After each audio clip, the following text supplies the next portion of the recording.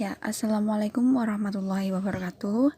Perkenalkan, kami dari kelompok 1 ingin mempresentasikan mengenai tugas mata kuliah biofarmasetika tentang sistem pengiriman obat yang beranggotakan saya sendiri, Anggun Lestari, kemudian ditemani rekan saya, Anissa Asih Mulyani, Francisca Dwi Nur Fitriani, Irna Afrilia, Lisa Elvira Damayanti, dan Marisa Diandra Ramadanti.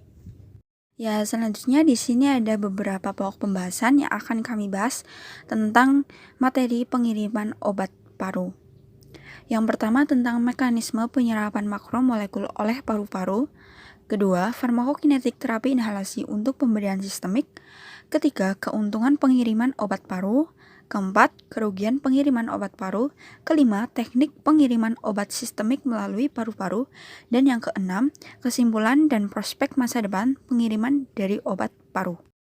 Sebagai pendahuluan, telah diketahui bahwa sejak pertengahan abad ke-20, berbagai bentuk sediaan farmasi yang umumnya telah banyak digunakan sebagai terapi pengobatan dalam gangguan pernafasan atau terapi inhalasi adalah sediaan aerosol. Penggunaan obat melalui rute paru pada terapi inhalasi memiliki daya ketertarikan tersendiri. Hal itu dikarenakan bahwa potensi digunakannya paru sebagai jalan masuknya peptid dan kelayakan terapi gen untuk fibrosis sistik. Yang menjadi poin penting dalam hal ini adalah mengenai pemahaman mekanisme dalam penyerapan makromolekul oleh paru, agar obat dapat tetap efektif terhadap pemakaian melalui rute paru. Pada umumnya, pemakaian obat melalui rute paru ini telah berkembang. Berbagai jenis obat dapat diberikan, terutama peptid dan protein.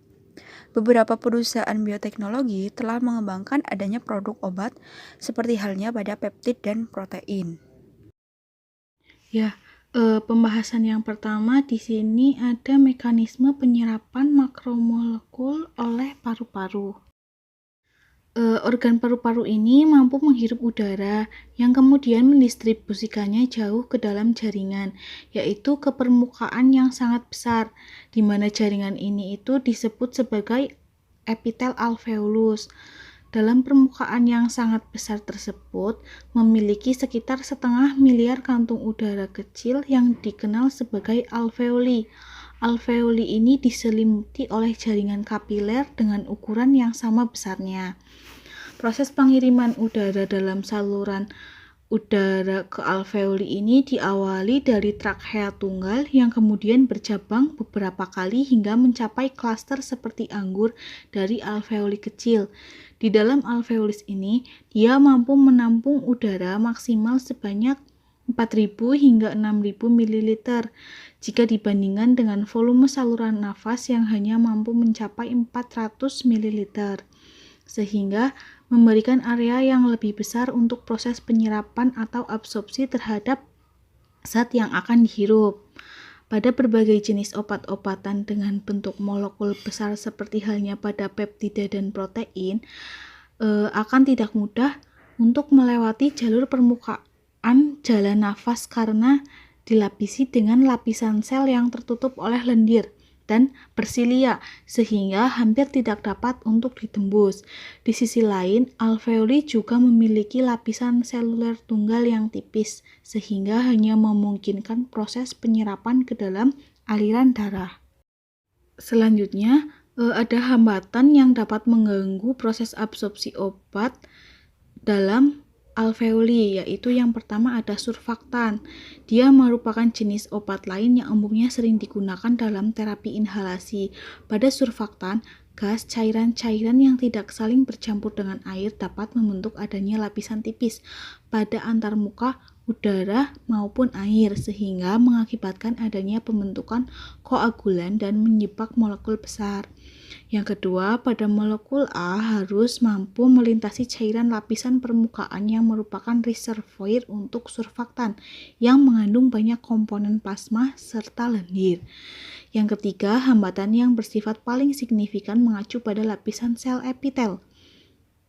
Yang keempat, ruang ekstraseluler dalam suatu jaringan dan membran basal tempat sel-sel epitel melekat.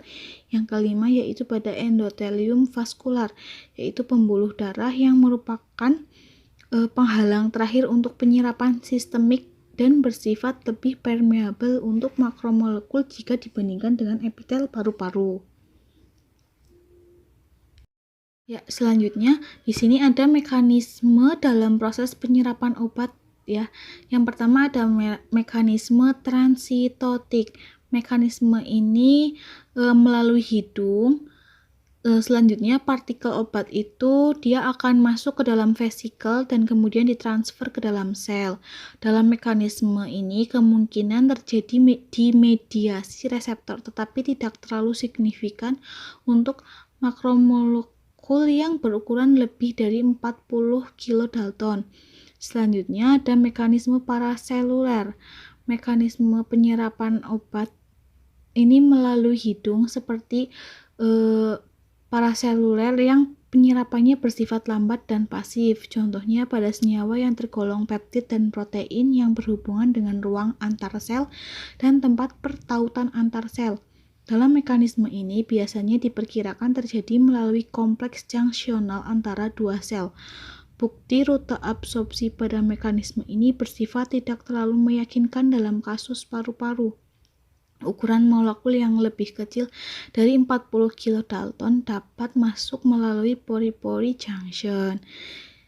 Setelah makromolekul masuk melewati penghalang epitel, maka masuknya makromolekul ke dalam darah akan lebih mudah untuk diprediksi. Jalur utama untuk proses penyerapan telah disediakan oleh venula dan pembuluh getah bening. Proses penyerapan langsung juga dapat terjadi pada endotel kapiler. Selanjutnya ada farmakokinetik terapi inhalasi untuk pemberian sistemik. Berbagai model mulai dari in vivo, in vitro, dan ex vivo dapat digunakan sebagai suatu metode untuk pengujian farmakokinetik pada pemberian obat secara sistemik melalui terapi inhalasi, mulai dari absorpsi paru-paru dan disposisi molekul terapi inhalasi. Farmakokinetika terapi inhalasi memiliki keakuratan yang masih dalam masa pengujian.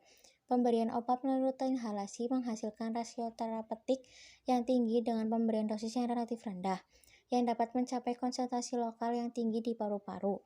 Absorpsi obat dari paru-paru juga dapat diterapkan untuk menilai efek inhalasi pada saat pemberian obat. Berikut penjabaran dari model-model yang telah disebutkan sebelumnya. Yang pertama ada model in vivo.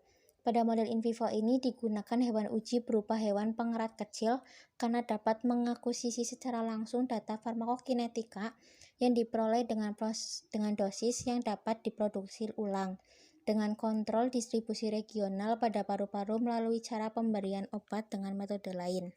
Yang kedua ada model in vitro. Farmakokinetika dan mekanisme transport obat transepitel dapat dipelajari secara rinci dari suatu organ di paru-paru yaitu berupa sel epitel. Yang ketiga ada model ex vivo. Model ex vivo merupakan model yang dapat digunakan jika model in vivo dan in vitro tidak dapat mengisolasi paru-paru perfusi. Selagi pengendalian distribusi paru secara regional dilakukan, juga analisis permodelan farmakokinetika yang memungkinkan penentuan terpisah antara deskriptor kinetik sebagai penyerapan paru-paru dengan pembersihan non-absorptif atau pembersihan mukosiliar, fagositosis atau dapat disebut sebagai metabolisme. Sebelum melanjutkan ke uji klinis untuk mengetahui entitas pemberian obat secara sistemik melalui terapeutik inhalasi di masa yang akan datang, para penguji diharapkan terlebih dahulu mempertimbangkan kelebihan dan kekurangan dari masing-masing model. Digunakan model terbaik, tepat, dan cocok untuk pengujian atau pengembangan yang akan. Selanjutnya ada farmakokinetik. Sediaan inhalasi memiliki mula kerja yang cepat. Waktu untuk mencapai kadar maksimum 13 menit dibandingkan dengan sediaan oral yaitu 1,8 jam. Di samping itu, efek sistemik pemberian secara inhalasi lebih kecil dibandingkan dengan pemberian per oral. Parameter farmakokinetik lainnya yaitu ada absorpsi sistemik dengan bioavailabilitas 62% lambat. Yang kedua ada distribusi sistemik dengan volume distribusi 78 kurang lebih 32 ml per kilogram. Yang ketiga ada ekskresi sistemik biliar hepatik waktu paruh sistemik selama 26 hari. Yang ketiga, ada keuntungan pengiriman obat paru. Yang pertama, ada luas permukaan besar tersedia untuk penyerapan. Yang kedua, dekat dengan aliran darah. Yang ketiga, menghindari metabolisme lintas pertama di hati. Yang keempat, dosis yang lebih kecil diperlukan daripada melalui rute oral untuk mencapai efek terapeutik yang setara. Yang keempat, ada kerugian pengiriman obat paru. Pertama, paru-paru memiliki filter aerodinamis yang efisien, yang harus diatasi agar deposisi obat yang efektif dapat terjadi. Kemudian yang kedua, lapisan lendir saluran udara paru membersihkan partikel yang disimpan menuju tenggorokan. Kemudian yang ketiga, hanya 10-40% obat yang meninggalkan alat inhalasi biasanya disimpan di paru-paru dengan menggunakan alat konvensional. Selanjutnya yang kelima yaitu teknik pengiriman obat sistemik melalui paru-paru. Pada pengiriman obat melalui paru-paru dapat digunakan untuk pengobatan lokal pada paru-paru, namun lebih ditekankan pada penggunaan sistemik. Sediaan inhalasi dipakai dalam anestesi inhalasi serta pada sediaan aerosol yang di dalamnya terkandung obat yang sudah dipergunakan sejak lama. Penggunaan obat pengiriman peptid dan protein dengan melalui paru-paru dapat menimbulkan penggunaan formulasi bubuk kering untuk deposisi di dalam paru-paru yang membutuhkan penempatan di dalam trakea bronkial dibandingkan dengan inhalasi aerosol yang sederhana. Terdapat 3 jenis pengiriman obat melalui sistem penghantaran yaitu serbuk kering, inhaler, dan penghantaran obat paru lepas terkendali. Yang pertama yaitu serbuk kering. Pada kebanyakan obat zat aktifnya dalam serbuk kering dibandingkan dalam bentuk cair. Namun pada sediaan aerosol hanya terdapat 1-2% obat di mana sisanya adalah air. Pada aerosol partikel serbuk padat mengandung 50-95% obat murni, yang menandakan bahwa dosis terapeutik pada sebagian besar obat diberikan melalui aerosol serbuk kering dalam 1-3 hisapan. Dalam 1-3 hisapan aerosol serbuk kering dapat dibawa sampai 5 kali lebih banyak obat dibandingkan dengan sistem inhaler dosis terukur atau MDI, serta lebih banyak dibandingkan dengan sistem cairan atau nebulizer. Pada insulin atau 1 antripsin merupakan serbuk kering obat yang membutuhkan dosis yang lebih tinggi. Dapat mengurangi waktu pemberian dosis bila dibandingkan dengan nebulizer. Pada pemberian insulin melalui nebulizer membutuhkan lebih banyak isapan per dosis, misalnya mencapai 50-80 per dosis dalam satu penelitian terhadap penderita diabetes. Tujuan dari fokus pada serbuk kering adalah menyangkut dengan pertumbuhan mikroba dalam formulasi. Risiko pertumbuhan mikroba dapat menyebabkan infeksi paru-paru serius lebih besar dalam cairan daripada padatan. Selanjutnya yang kedua ada inhaler. Aerosol dapat memberikan formulasi obat cair, di mana cairan dimasukkan dalam alat yang menghasilkan aerosol dan mengantarkannya langsung ke pasien. Hal ini dapat menghindari masalah yang terkait dengan mengubah protein menjadi serbuk. Pada metode ini mempunyai aplikasi dalam pengiriman morfin dan insulin. Yang ketiga, penghantaran obat paru lepas terkendali. Penghantaran obat paru lepas terkendali ini sesuai agen obat yang pemakaiannya untuk dihirup, baik untuk aksi lokal di paru-paru ataupun untuk penyerapan sistemik. Ya, di sini ada 3 jenis sistem penghantaran obat secara inhalasi. Yang pertama ini ada nebulizer. Nebulizer merupakan obat yang dilarutkan atau disuspensikan ke dalam pelarut yang polar, umumnya air, dan diubah menjadi bentuk gas atau aerosol.